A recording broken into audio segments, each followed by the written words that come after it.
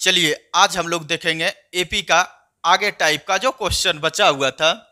कहता यदि किसी एपी का छठा और 12वां पद क्रमशः 13 और 25 है तो इसका 20वां पद क्या होगा। अब देखिए इसे आसानी से हम लोग बना सकते हैं, बारीकी बारीकी से ऑब्जेक्टिव में दिया हुआ है, इसको देखिए और भी आसान तरीका से हम लोग बना सकते हैं। अब देखिए कैसे, जैसे देखिए छठा पद कितना दिया है 13, तो छठा पद को जैसे कि हम लोग लिखेंगे a प्लस 5d बराबर 13 और 12वां पद को a प्लस 11d बराबर 25।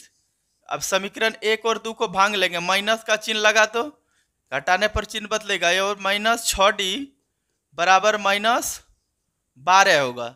यहाँ से d बराबर माइनस 12 बटे माइनस 6, माइनस माइनस कटा 6 दूनी 12, तो d का मान कितना आ गया 2।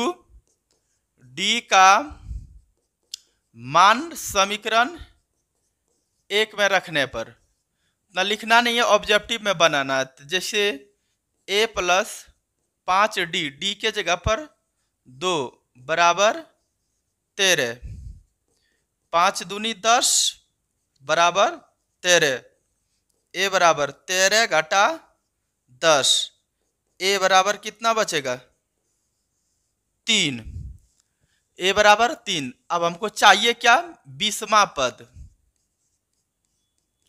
20वां पद। 20वां पद को हम लोग लिखेंगे a प्लस 19d, a का मान देखिए यहाँ आया कितना 3, तो यहाँ 3 लिखेंगे और 19d, d का मान कितना आया 2, 3 19 दूनी 38, जुटेगा कितना होगा 38 3 41।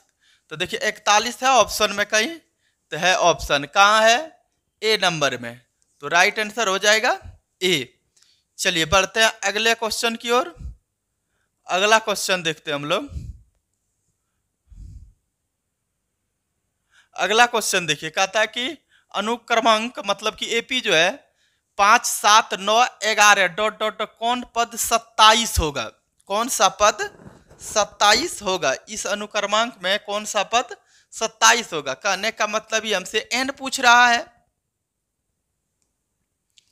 एन पूछ रहा है। तो देखिए बड़ी आसानी से हम लोग बना लेंगे। सबसे पहला बात, प्रथम पद जो मेरा दिया है ए दिया है और डिफरेंस भी मेरा 7 में 5 को घटाएंगे 2 आएगा, यानी कौन सा पद होगा, मतलब कि मान लेते हैं कि एनवा पद, एनवा पद 27 होगा, एनवा पद बराबर 27। तो एनवा पद को हम लोग लिखेंगे क्या चीज a plus n minus 1 into D बराबर 27। अब देखिए a का जो वैल्यू है कितना है 5 और n का जो वैल्यू है कितना है नहीं है, n निकालना है और डिफरेंस निकाले कितना 2 बराबर 27। अब देखिए n माइनस 1 इंटू 2 बराबर 27 घटा 5, n माइनस 1 इंटू 2, 27 में 5 गया तो 22 हो गया। अब यहाँ से n माइनस 1 बराबर 2 इसके साथ गुना में है तो ऊपर जाएगा भागा में 22 बटे 2, 11 दूनी 22। अब देखिए n माइनस 1 बराबर 11, सॉरी 11 हो जाएगा, तो n बराबर कितने 11 प्लस 1, n बराबर 12, तो 12वां पद, 12वां पद है ऑप्शन। तो ऑप्शन है कहाँ देख रहे हैं आप लोग, बी नंबर में है ना। आसानी से आप लोग इसे समझ सकते हैं, कोई दिक्कत नहीं है, आप स्क्रीनशॉट करके भी रख सकते हैं।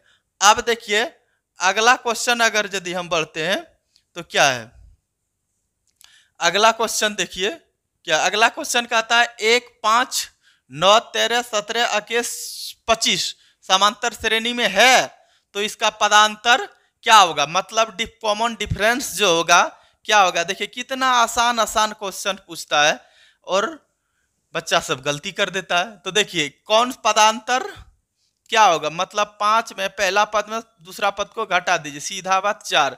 ऑप्शन कहीं है, या तो देखिए 9 में से 5 को घटा दीजिए तो आएगा 4, या तो 13 में से 9 को घटा दीजिए आएगा 4। पदांतर मतलब कॉमन डिफरेंस हुआ, कॉमन डिफरेंस यानी कि सार्वअंतर पूछा, तो राइट आंसर हो जाएगा डी नंबर। ठीक है, बढ़ते हैं अगला क्वेश्चन की ओर।